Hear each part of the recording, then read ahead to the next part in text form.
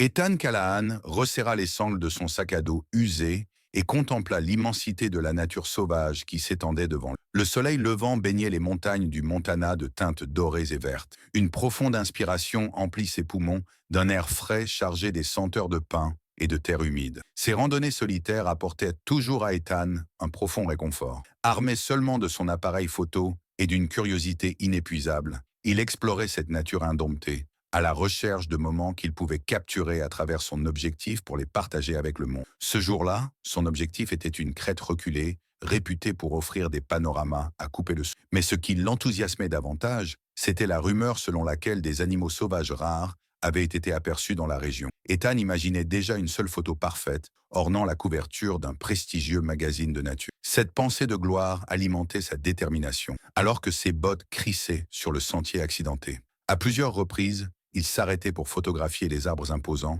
ou les jeux de lumière sur les rochers. Le sentier devenait de plus en plus escarpé et étroit. La végétation céda la place à un paysage rocheux et aride, et le silence de la forêt n'était troublé que par le murmure d'une rivière lointaine. Soudain, Ethan entendit un faible gémissement. Il s'immobilisa, son cœur s'accélérant. C'était un cri aigu et désespéré. Il scruta les environs, alors que le bruit se faisait entendre à nouveau, plus clair et plus pressant. Avec précaution, il s'approcha du bord d'un précipice et regarda en contrebas. Sur une étroite corniche rocheuse, il aperçut un ourson, agrippé aux pierres, tremblant de ses petites pattes. De toute évidence, il avait été séparé de sa mère. Le vide sous la corniche était menaçant, et Ethan sentit une vague d'impuissance et de responsabilité l'envahir. Il savait qu'il ne pouvait pas abandonner le petit à son sort, mais comment lui venir en aide sans risquer sa propre vie?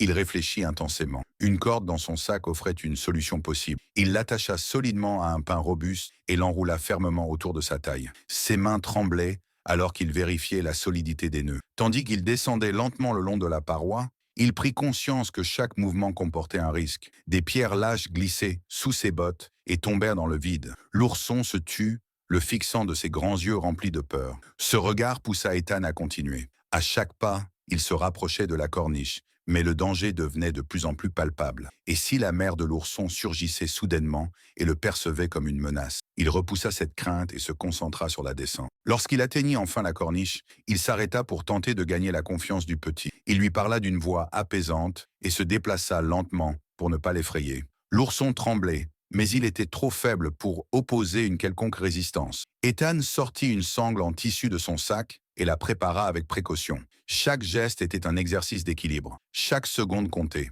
Juste au moment où il attachait solidement la sangle autour du petit, une pierre glissa sous son pied.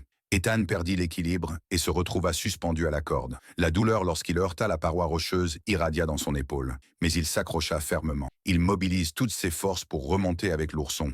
L'ascension fut exténuante. Ses muscles brûlaient et la douleur dans son épaule était implacable. Pourtant, le poids du petit blotti contre lui donnait l'énergie nécessaire pour continuer. Enfin, il atteignit le bord et se hissa sur la terre ferme. Il détacha la sangle et l'ourson chancela avant de s'asseoir sur le sol mou. Ethan s'écroula, épuisé à côté de lui. L'animal le fixa intensément. Le petit le regarda de ses grands yeux, comme s'il comprenait qu'il lui avait sauvé la vie. Un sentiment de triomphe et de soulagement envahit Ethan, mais au fond de lui, il savait que ce n'était que le début d'une histoire bien plus grande. Étendu sur le sol forestier, haletant, Ethan sentait une douleur sourde irradier de son épaule, épuisé par l'effort de l'ascension. À quelques mètres de lui, l'ourson qu'il avait sauvé tremblait encore légèrement. Sa fourrure brune et épaisse était couverte de poussière, et ses yeux suivaient chaque geste d'Ethan avec un mélange de méfiance et de curiosité. Ethan savait qu'il ne pouvait pas rester là trop longtemps. La mère de l'ourson pouvait apparaître d'un moment à l'autre, et une rencontre avec un ours adulte risquait d'être bien moins pacifique. Avec précaution, il se redressa, ses gestes lents et mesurés pour ne pas effrayer l'animal. Il réfléchissait déjà à se retirer lorsqu'un léger bruissement attira son attention. Son cœur manqua un battement. Scrutant la direction du bruit, Ethan vit une silhouette massive émerger entre les arbres. C'était la mère de l'ourson. Son corps imposant scintillait faiblement à la lumière qui perçait à travers les branches, et ses yeux perçants se posèrent immédiatement sur Ethan. Elle s'arrêta à quelques mètres, un grondement sourd s'échappant de sa gorge. Ethan se figea, son cœur battant à tout rompre. Il tenta de rester calme, levant lentement les mains pour montrer qu'il n'était pas une menace. La femelle semblait comprendre que son petit était indemne. Elle s'avança prudemment, ses yeux rivés sur Ethan. L'ourson émit un faible gémissement et s'avança d'un pas chancelant vers sa mère. L'ours baissa sa tête massive et renifla doucement son petit, tout en continuant à fixer Ethan. Pendant un instant chargé de tension, Ethan resta immobile, incapable de bouger ou même de respirer. Puis un événement inattendu se produisit. La femelle, au lieu d'attaquer ou de montrer un comportement agressif, jeta à Ethan un regard qui ressemblait presque à une forme de reconnaissance. Elle saisit son petit délicatement entre ses pattes et se retira lentement dans la forêt. Ethan les observa jusqu'à ce qu'ils disparaissent entre les arbres. Ce n'est qu'une fois le silence revenu qu'il osa se détendre. Ses jambes tremblaient lorsqu'il s'assit sur un rocher proche, les événements de la journée résonnant encore dans son esprit. Ethan s'assit sur un tronc d'arbre voisin, son esprit encore absorbé par la rencontre. Bien qu'elle n'ait duré que quelques minutes, elle avait laissé une impression durable, une empreinte presque palpable dans son cœur. Le soleil était maintenant haut dans le ciel et Ethan savait qu'il devait entamer le chemin du retour. Son appareil photo, resté en sécurité dans son sac à dos tout ce temps, n'avait pas immortalisé l'interaction avec la femelle. Pourtant, il se surprit à penser que c'était peut-être mieux ainsi. Certains moments, se dit-il, méritaient d'être gravés dans la mémoire, libres du filtre d'un objectif. Alors qu'il redescendait le sentier, Ethan réfléchissait à cette fine frontière entre l'homme et la nature sauvage. L'idée que l'ours avait semblé le reconnaître, ou du moins ne pas le percevoir comme une menace, le fascinait. Était-ce un simple hasard, ou peut-être un signe, pensa-t-il, que respect et compréhension pouvaient être la clé d'une coexistence harmonieuse entre l'homme et la nature. De retour dans sa cabane, à la lisière de la forêt, Ethan déposa son équipement. Avant de se poser, il ouvrit son carnet de notes et y inscrivit ses impressions de la journée. Chaque détail était important, chaque souvenir précieux. Mais tandis qu'il écrivait, une étrange sensation l'envahit. C'était comme s'il se sentait observé. Il secoua la tête, tentant de chasser cette idée qu'il attribuait à ses nerfs surmenés. Cette nuit-là, alors qu'Ethan s'apprêtait à s'endormir, un léger bruissement attira son attention par la fenêtre ouverte de la cabane. Intrigué, il se leva et regarda dehors. À la lueur du clair de lune, il distingua une silhouette imposante à la lisière de la forêt. C'était l'ours. Elle restait immobile, semblant le regarder dans sa direction. Puis lentement, elle disparut de nouveau entre les arbres. Ethan resta un moment figé à la fenêtre, son esprit troublé par cette apparition mystérieuse. Quand il retourna se coucher, il ne put s'empêcher de penser que ce n'était pas la dernière fois que leurs chemins se croiseraient. Le lendemain matin, il fut réveillé par la lumière du soleil filtrant à travers les rideaux de sa cabane. Les souvenirs de la veille étaient encore vifs. Il sentait que quelque chose avait changé, comme si un lien indéfinissable s'était tissé. Après un rapide petit déjeuner, il enfila ses bottes, son instinct le poussant à explorer un nouveau sentier, plus profond dans la forêt. Le chemin était étroit, bordé de sous-bois denses, et le chant des oiseaux l'accompagnait. De temps à autre, un écureuil traversait le sentier en courant, ajoutant une touche de vie au calme environnant. Ethan s'arrêta plusieurs fois pour photographier les rayons de soleil perçants à travers la canopée, chaque cliché imprégné de cette atmosphère mystique. Mais peu à peu, une étrange sensation s'insinua en lui. Ethan resta silencieux un instant, absorbé par les paroles de Mahav. « Des ours protecteurs, liés aux esprits de la forêt », murmura-t-il, son regard se perdant dans la lumière douce qui filtrait à travers la fenêtre de sa cabane. L'idée semblait irréelle, mais en même temps, elle résonnait étrangement avec tout ce qu'il avait vécu ces derniers jours. Mahav, voyant son hésitation, ajouta « Ces légendes ne sont pas juste des contes pour enfants. Elles sont enracinées dans des siècles d'interactions entre les habitants de cette région et la nature. Les ours ne sont pas vus uniquement comme des animaux, mais comme des gardiens, des messagers de quelque chose de plus grand. » Elle marqua une pause, ses yeux s'illuminant d'une lueur curieuse. « Et toi, Ethan, tu sembles avoir été choisi. »« Choisi ?» répéta Ethan, l'air perplexe. « Pourquoi moi? Je suis juste un photographe. Je ne suis pas un gardien de quoi que ce soit. » Mahav sourit légèrement. « Peut-être que la forêt en a décidé autrement. Les esprits choisissent rarement les gens qui se proclament comme gardiens. Ils choisissent ceux qui écoutent, ceux qui respectent, ceux qui sentent qu'ils font partie d'un tout. » Ethan se passa une main sur le visage, tentant de rassembler ses pensées. « Tout cela me semble si surréaliste. Mais les baies, les rencontres avec l'ours, ce n'est pas une coïncidence, n'est-ce pas? »« Rien ne l'est, » répondit Mahav avec un ton assuré. « Peut-être que l'ours essaie de te montrer quelque chose ou te guider. Tu dois rester attentif. » Les réponses sont rarement directes, mais elles se trouvent dans les détails. Ethan hocha la tête, pensif. « Alors, je dois continuer à explorer. »« Oui, » approuva Mahav. « Mais cette fois, ne te contente pas de regarder avec ton appareil photo. Écoute, ressens et laisse la forêt te parler. Tu pourrais découvrir bien plus qu'un simple cliché. » Les jours suivants, Ethan s'aventura encore plus loin dans la forêt, armé de son appareil photo, mais aussi d'un carnet dans lequel il consigna chaque détail, les sons, les odeurs, les sensations qu'il ressentait. Il se mit à remarquer des choses qu'il n'avait jamais vues auparavant, des sentiers presque invisibles, des motifs étranges sur les écorces des arbres, et même des pierres disposées en formation inhabituelle. Un soir, alors qu'il campait près d'un ruisseau, il entendit à nouveau ce bruissement familier. Lorsqu'il se retourna, la silhouette de la mère ours se tenait à quelques mètres, plus proche que jamais. Cette fois, elle n'était pas seule. Son ourson, visiblement plus confiant, se tenait à ses côtés. L'ours s'avança lentement, ses mouvements empreints d'une tranquillité presque solennelle. Ethan sentit son cœur battre plus fort, mais il ne bougea pas, laissant l'instant se dérouler. La mère ours déposa à ses pieds une branche ornée de baies et recula doucement, ses yeux croisant ceux d'Ethan. Ce moment, plus puissant que n'importe quelle photo ou récit, confirma à Ethan qu'il n'était plus un simple spectateur de la nature, mais une partie intégrante de son équilibre. Lorsqu'il rentra à sa cabane le lendemain, il trouva Maav qui l'attendait, impatiente d'entendre la suite. Ethan, pourtant peu croyant aux mystères autrefois, lui raconta tout, chaque détail, avec une ferveur nouvelle. « Je crois que je commence à comprendre, » conclut-il. « Ce n'est pas seulement la forêt ou les ours, c'est tout, un lien qu'on a oublié, qu'on doit réapprendre. » Maav posa une main sur son épaule, un sourire énigmatique aux lèvres. « Bienvenue dans le cercle des gardiens, Ethan. Tu as beaucoup à apprendre et encore plus à découvrir. » Véritablement de lui transmettre un message. Ethan fixa le dessin de l'ours et de l'homme, leurs silhouettes fusionnant dans une harmonie parfaite. Il se demanda si ce symbole représentait une ancienne alliance entre l'homme et la nature, un pacte oublié depuis longtemps, mais encore vivant dans ses légendes. Les parois de la grotte étaient ornées d'autres scènes, des ours semblant guider des hommes à travers des forêts denses, des rituels où les animaux et les humains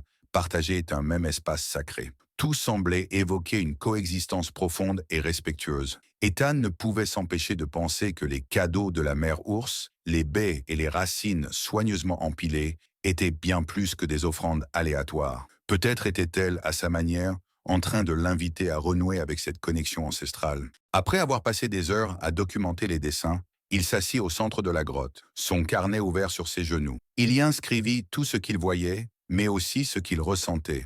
Il se sentait étrangement apaisé, comme si cette grotte était un sanctuaire, un lieu où le monde naturel et le monde humain se rencontraient en parfaite harmonie. Alors qu'il sortait de la grotte pour respirer l'air frais, le crépuscule s'installait doucement sur la forêt. Le silence environnant était presque écrasant, mais pas oppressant.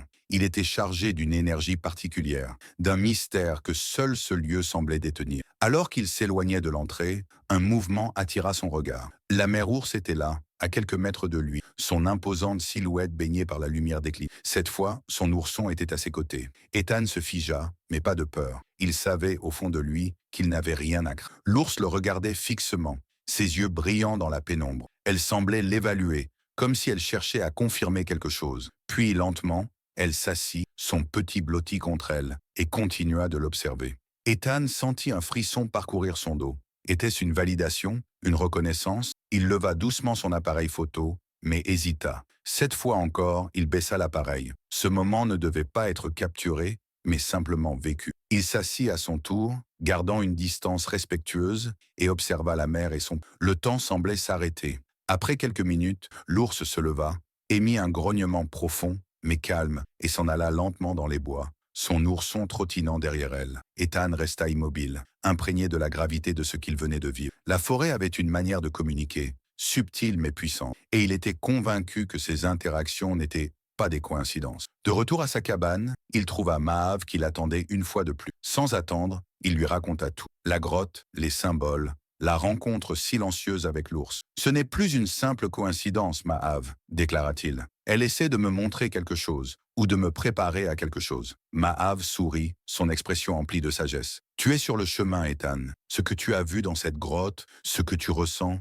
tout cela fait partie de l'apprentissage. Peut-être que la mère ours est une gardienne, une messagère des esprits de cette forêt. Tu as gagné sa confiance, mais tu dois encore découvrir pourquoi. » Les paroles de Maav résonnèrent en lui pendant toute la nuit. Les pièces du puzzle commençaient à s'assembler, mais le tableau complet restait flou. Cependant, Ethan savait une chose avec certitude. Il n'était plus un simple observateur de la nature. Il en faisait maintenant partie et il avait une mission à accomplir, même s'il ne comprenait pas encore entièrement laquelle. Imaginez un message de respect, d'équilibre et d'interconnexion entre l'homme et la nature. Alors qu'il sortait de la grotte, La lumière pâle de l'hiver baignait la forêt, rendant le paysage presque irréel. Ethan sentit que cette expérience l'avait transformé. Ce n'était plus simplement une histoire qu'il documentait, mais une partie intégrante de lui-même. Sur le chemin du retour à sa cabane, il réfléchit à ce que signifiait ce cercle refermé. La mère ours, par ses gestes et ses présences répétées, avait partagé avec lui une leçon essentielle. Les symboles de la grotte n'étaient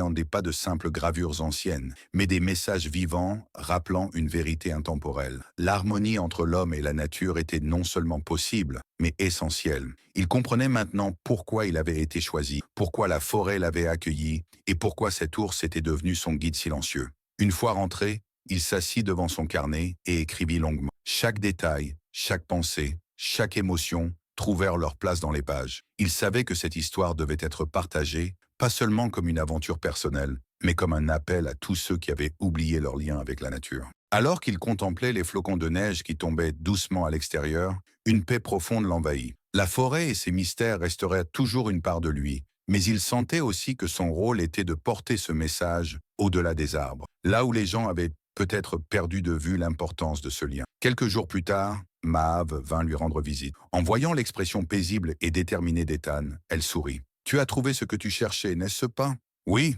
répondit-il en hochant la tête. « Et maintenant, il est temps de le partager. » Ethan passa les mois suivants à écrire un livre, combinant ses photographies, ses notes et les récits qu'il avait collectés avec l'aide de Mahav. Mais il savait que le livre n'était qu'un début. Chaque image, chaque mot était une invitation à voir le monde différemment, à renouer avec ce qui avait été oublié. Dans les années qui suivirent, il revint souvent à la grotte, toujours avec la même révérence. La mère ours et son petit, devenus de rares apparitions dans sa vie, restèrent des symboles vivants de cette leçon intemporelle. À chaque visite, il laissait une petite offrande, une manière de remercier la forêt pour tout ce qu'elle lui avait donné. Ethan avait commencé son voyage en quête de photographie, mais il en était revenu avec bien plus. Une vision renouvelée de la place de l'homme dans le vaste réseau de la vie. Ethan avait trouvé bien plus qu'il ne cherchait en entrant dans cette forêt. La connexion qu'il avait établie avec la nature et la mère ours était devenue le pilier d'un changement, non seulement dans sa vie, mais aussi dans celle de nombreux autres. Le livre, le message de la nature sauvage, devint un symbole d'éveil. À travers ces pages, les lecteurs voyageaient avec Ethan, ressentaient de ses doutes, ses révélations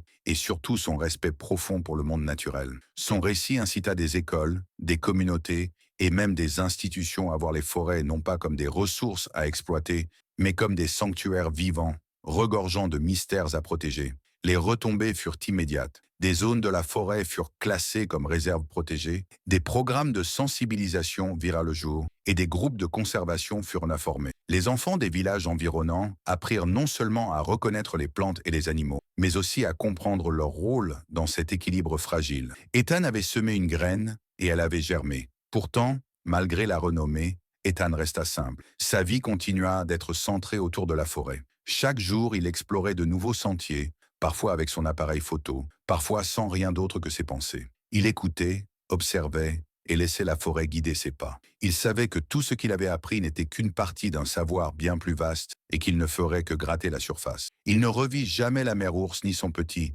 mais il sentit toujours leur présence. Chaque bruissement des feuilles, chaque ombre aperçue entre les arbres, lui rappelait qu'ils étaient là, quelque part, veillant sur leur monde. La grotte elle-même devint un lieu de pèlerinage discret pour ceux qui cherchaient à comprendre la nature comme il l'avait fait. Un soir, alors qu'il était assis sur sa véranda, une douce brise balaya la forêt. Il tenait dans sa main la pierre sculptée trouvée dans la grotte. Sa surface lisse semblait émaner une chaleur subtile, comme si elle contenait encore l'énergie de tout ce qu'il avait vécu. Il sourit, ses pensées dérivant vers la mère ours et tout ce qu'elle lui avait appris. Dans le silence, il murmura doucement « Merci ». La forêt ne répondit pas avec des mots. Mais dans le bruissement des arbres, dans le cri lointain d'une chouette, Ethan sentit une réponse. La nature n'avait pas besoin de langage pour communiquer. Son message était clair, éternel, et il continuerait de vibrer longtemps après lui. Ethan savait que cette connexion qu'il avait ravivée ne s'éteindrait jamais. C'était un héritage silencieux, transmis de génération en génération, un lien profond et indestructible entre l'homme et la nature sauvage. Merci d'avoir regardé la vidéo. Si elle vous a plu, abonnez-vous à ma chaîne et activez la cloche pour ne rien manquer des nouvelles vidéos.